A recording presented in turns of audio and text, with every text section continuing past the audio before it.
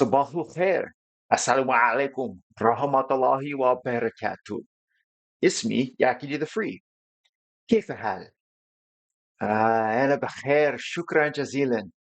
في أمان الله. مع السلامة. Hi everyone, Yaki the Free here on the Hell Hades 90-day free-to-play challenge here in 2025 on login day 32 with a current clan v clan going. And I was just greeting and wishing peace upon anybody, especially those who understand the modern standard Arabic that I practice. And something I find neat about the Arabic script, meaning like the alphabet that they use, is there's no distinction between a capital and a lowercase letter, and every letter connects. So it's always anything looks handwritten, even when it's typed. Arabic is a mathematical language, and you can understand when you start looking into the linguistical aspect of the heritage of the language, how they also were the developers of algebra. Anyways, enough of that language lesson aside, which is my favorite thing aside from Raid Shadow Legends and trying to stay competitive. And today, you'll see that, pardon me, I've maintained a current rank of 4 overall. And I've started to pull just a little bit ahead of Razzie, and I'll show you why, how I got a bunch of points yesterday, because I was stagnating for like 2 weeks in one place. But anyways, Yakety the Free is currently with 6,800 points, still 540 points out of third. And these three at the top, they start, one of them, I think, I forget if it's Cat Herder, but somebody pulled an Odin recently as well. So they're going to be extremely hard for me to catch. But you never know what can happen in this game. And that's what I really appreciate about ingenuity being viable in this game. And when we want to speak about viable clan boss strategies in particular, today on Nightmare, Yakety the Free did 24.29 million. Day 32 free to play with a starter champion and an apothecary. Yakety the Free, third overall. Very happy about that, man. It was very exciting for me when I was doing it this morning. You get these weird sensations where you're like, man, Alice is out of cycle on her landing her brimstone, and Kale's not landed any of his disintegrates. And something's going on, something, and then all of a sudden, as you'll see right there, it's the best hit you've ever done. This game is so weird for things like that. However, I'll show you something that contributes to that as well. And it's the area bonuses because I've grinded in live arena. So in your Great Hall on the top right, you go to area bonuses. And I've spent them all that I could in Clan Boss. So I picked up HP yesterday. And these first ones here, you see, it cost you 100 bronze medals. I get 30 per win now where I am in live arena. But the second upgrade cost you 300. So you need 10 live arena wins where I currently reside. You want to get the third upgrade, it starts getting expensive. You know, it's at least 2 days with 10 wins on both days, which doesn't happen to get another upgrade. But getting, a 4% ignore defense on everybody and a crit damage increase of 6%, these things help. They add up. It's obvious that they add up. Because my clan boss team isn't a super clan boss team, but it works. It currently is working. So let's take a quick look at our clan v clan, and we're not too bad off. When I first logged in, there was like a 400,000 point on the other team, and now our members are starting to show up here. So we're only like 42K off currently. And Nub Raids for doing 2 accounts in his main account, which I'm sure he did a stream for this morning because he usually does. This man is crushing it. I might be currently in first overall, but I'm at work playing. He's doing a second account, and he's got that much for us. And Hell Hades representing, Easy Raider, Madcapper, everybody's putting in points. Anyone above 10,000 points at the end of it, it's fine by me. If you can put up 60,000, put up 60,000. But we're starting to get pretty close here to, if you're not familiar and you've never really done it before, but these epic books, they're really scarce this time around. So for us we're going to get this epic book. It's going to help. So in the Arbiter missions, again, I am gated by needing a rank 9 affinity bonus in the Great Hall. I am exactly 100 wins away because you need 900 medals and I get 4 per win in the arena. So if I can get another 100 wins by the time that this cycle shows up, which I can't catch up to the Void Keep to my knowledge by its reset time because I'll be missing the way that the cycle goes. So I still got like another week and I'll have this. But whatever's happening, I'm well on my way to Arbiter because then I need 200 wins, which is about a week if I'm fortunate, and upgrade the affinity bonus to 10. Then there's nothing stopping me except for I have a struggle currently, but I might have solved it with who I just pulled this morning, and I'll show you in a minute. Spider's Den, stage 17, Fire Knight 20, and Spider 20. They're the only ones that I haven't done on auto. Otherwise, as you saw, 24 million on Clan Boss. I no longer have any concerns, especially with all these gems. If I can get the autos on 17 Spider and 20 Fire Knight, as soon as I get this rank 10, I would just one day push right through here. And it would probably help kill the Nightmare Clan boss too for the clan. And I would have Arbiter. But I'm trying not to look that far ahead with her. Biting my nails, getting nervous about it. She's a wonderful hero, yes. So I want to show you something in Doom Tower. That's where I picked up a whole butt ton of points yesterday. And I was one of the first people to get up to this floor 110 Nether Spider. And I was stuck until last night. Finally, got some RNG. Ugo got some leech procs. Nobody died on that first time that the boss does the combust. And then I just autoed my way straight on through. So hopefully tonight I will take care of Doom Tower. As you might not, you can't see it because of my face, but there's only 3 days left until reset. We look in the rankings though. Yaki the Free's got 7 secret rooms taken care of. And I think I can get an 8th today. Those are big points. That's 10 points for a secret room. Okay. If we go into the hard, I haven't really tried, but I've got 1 floor done on hard. Good enough for me. Okay. But what I want to show you right now is how powerful Tagoar is. And I'll show you his gear after this. So Tagoar and a level 40 unbooked Ultimate Galek. Okay, yeah, he's got 1, what do you call it here? Blessing. But I'm going to put this on full auto. I re-geared my Tagoar with a couple items, okay? If you don't know how strong Tagoar is, if you've never seen this guy in action, this is how the free-to-play people, such as myself, progress so quickly, so fast. Like when I did Dragon 24 on auto, I think it was like day 24 or something. It was like 3.5 weeks. And I pushed and I Dragon 24 on auto because of this beast of an orc right here, Tagoar. So if you keep watching what Tagoar can do he's at, I think, 217 speed. So he's going to go ahead of every one of these mobs. But since he's the only champ that I have alive, he's always going to grant himself this increased defense on his A1. Since he's got 1 set of Immortal on, as you're noticing, he's going to start gaining HP back because now I have a wimpy hero over here as Ultimate Galek as the stun target or whatever, the aggro target. So Tagoar is able to outcycle and outlast even 3 Zargalas. At 175, like they're not super powerful mobs, but they're pretty strong, man. And the only way that this is actually able to happen is as you're seeing when I res Ultimate Galek. So Galek's got a bigger shield than Tagoar had. So that's why Tagoar was the aggro target for those 2 Zargalas A1s. And you might not think it's possible. You might not even want it to try. I said, I got to try this. Like, there's no way Tagoar and Ultimate Galek can't be successful from what I've seen so far. So the next 2 waves is the exact same thing. Okay.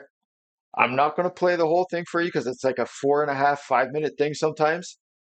But I can assure you, if you have your Tagoar maxed out, he's a level 60, you got him all of his gears, he's all booked out, your Tagoar can do what you're seeing here. And I'll just let you see the first couple turns on this next wave, okay? Because there's a seer here, and seer's going to buff all of her buddies before I have a chance to kill them. So what's important, again, is that Ultimate Galek absorbs everybody's first big move, if it's possible. And you'll see here now to my Tagoar will be able to kill is this Jorg? I forget, I think his name is Jorg, Jorgg. But as long as Tagoar can kill Jorg before Seer rips and strips buffs, you can just do this. Okay? So I've done with that. I think I've demonstrated well enough how powerful Tagoar can be for you. I've obviously already cleared this room, and you can do it as well for yourself. So I'm going to show you the gear that don't want that. Show you the gear that my Tagoar is currently residing in. So let's take a look at his total stats first. Okay, he's at 47k HP. He's got a decent chunk of attack, almost 2300, 1700 defense, 217 speed. If I could get him up to 280, sure would. But that 190 resist, that was something else that helped in the Nether Spider, for sure. Everything else doesn't matter. He doesn't land any debuffs, so I don't care about Tagoar having crit damage or crit rate either. His whole damage is coming from his War Master.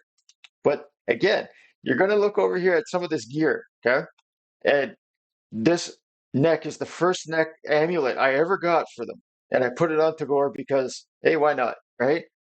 Attack, he does a little damage, but it's got the resist. You might ask why I don't have the pinpoint on, because it doesn't have anything that Tagoar needs. Okay, Tagoar doesn't need any more attack. He doesn't need any crit damage. He doesn't need any accuracy. And having one piece is only going to give him accuracy. So it's actually silly to do that. So one of the first revenge banners that I ever got, that it's attack for Tagoar, you'd be like, yeah, he doesn't really need that, but that roll of speed and that defense, that's why he's wearing it. Okay. Then he's got an HP ring. He's HP based. So that's why that's there. Okay. So yesterday, Clan Boss was kind of nice to me. Got this 5-star piece of Immortal from him with a speed that came, right on it, one roll, and an HP. I wish it hit the HP percent. You get what you get. I can still get these things up to 16s. I think it's tomorrow. We have the artifact enhancement. Then HP gloves. No more defensive gloves for Tagoar. And I wish, obviously, it didn't roll accuracy whatsoever, but eventually he'll come out of these and they'll go into somebody else. And then I put this helm on him, and it, obviously you want HP and speed, and it went triple resist. So whatever. I got a Hydra key I got to do today because it's going to reset. Then I made this shield, and it went resist, resist. And that's just, Jesus, I can't get any of the main stat rolls for Tagoar. But as you're going to see, for yourself, if you just give him a baseline of like 45k HP and he's healing for 3% every turn and he's fast, Tagoar's going to carry you to many places. Today, I YOLO'd for the fun of it, one ancient shard, and I got the frog man. Are you kidding? Taragi the frog came walking out. And I tell you, if you've seen Hell Hades and what he's able to do, I knew right away when you use Tagoar's shield and speed and couple it with Taragi's AoE provoke and Alice's A2 lockouts, man, Doom Tower, straight through, no problem. So I don't know if Taragi would replace my Jarrag and Clan Boss just yet. Obviously not until he's fully booked. But I might even try to take Kale out and just put Taragi in and keep Taragi with Jarrag. And then nobody's going to die. Everybody's always going to be under Ally Protect, and Taragi's passive maybe places the poison. So with the Frogman here, if I could get him a Blood Shield ring, I'd be ecstatic because there's no other person that I'm aware of that can solo the Doom Tower boss of Scarab as easy as Taragi, unless you pull legendaries. Okay, or maybe Lady Annabelle. But anyways, I also 5-starred Morag Bronzelock today because I'm going to use her for my Fire Knight 20. And I had her fully booked many moons ago. And then Haikatoon, I decided, so I made 3 5-stars today because of the champ training and CvC and whatever's going on. And I got a vault ready to go. I have 8 6-stars. I have food ready to almost make another one. And I have a 5-star chicken. And I picked up the 5-star chicken from, I handed in, what do you call them? Fragments for whatever that, I forget who it was. It's Don Collar Sabitha. And one of the chest items was a 5-star chicken. So, without any further blah, blah, blah, I need another Shadowkin. Let's take a quick look at my faction wars just to show you why. Shadowkin has 4. There's only 4 stars in there, and they're opening in 2 days. Every other crypt has at least 18. Every one of them. Okay. And I'm done with sitting at 4 stars. So, in case you're wondering, because I watched a couple of uploads of other creators saying, like, how does these people get so much in their faction war? How do they have so many stars? They're like, I'm so far behind, I've never pushed. And this is how. When you look at my Shadowkin, okay, these 3 4-stars that are level, or sorry, soon it'll be this other conscript, okay? These guys I'm going to use to get those initial stars. Then I'm going to feed them to make my next 5-star. That's how I did it. And that's how I will continue to do it until I pull keepers like this. Odachi is a keeper. Once I get enough people ready, I'm going to have him at 4-star for this crypt. But now that I have Taragi, my gosh, all I got to do is put these 3 fools here into Guardian sets, and somebody goes into a bolster set, and then you use your Immortal. Those are the 3 sets you stick on your faction war fodder: Immortal, Bolster, and Guardian. Anything that helps them regen. And somebody who casts an AoE shield, like Taragi? Shit, you kidding? So I'd rather pull a Harima. I think everybody would rather pull a Harima than have to keep leveling conscripts. So there's a progressive chance. Obviously, I picked Duchess. She'd be fantastic. But I'd like a Harima or somebody from the Shadowkin like Michinaki. But I'm going to crack this blue egg and probably get a chicken. Good enough. I already pulled the target. I think that's my 4th Elhain on this account. And it's probably high time that I keep her. So anyways, let's take another look, see how quick people are. Yep, we're catching up slowly but surely. They pulled up just a little since I've been talking. It's 30K difference. But whatever's happening, it's all free. I didn't spend a dime on any of this, and neither did the people in my clan. So that makes me happy. And just for your viewing pleasure, if you're still here, I'm going to kick the crap out of Caden. And if you don't know, this guy's a pretty decent hero, actually. I think he brings Ally Protect and a Revive. So he takes a bunch of books, if I'm not mistaken. He takes like 11 or 12 epic books, but whatever. If you don't have anybody else or you have a surplus, perfect, right? So in the arena, it seems odd to me. Today's cycle, I think it was 6 refreshes, so like an hour and a half before I found a 1-man defense. And I don't know if it's just RNG of that, as they say, but if you look here in the attacks, you can see the time. Like I went from 5 hours ago, when I started work, and then you see the gaps of when I got 1-man defenses. I wish you all the best of luck. Hopefully you get yourself some blood shield rings and something good comes from if you're getting chest from Hydra. But this was Yakety the Free in the Hell Hades Free to Play 2025 challenge. Still holding down rank 4. And I got the Frog Man now to help me push. Doom Tower's going down tonight. Take care, everyone.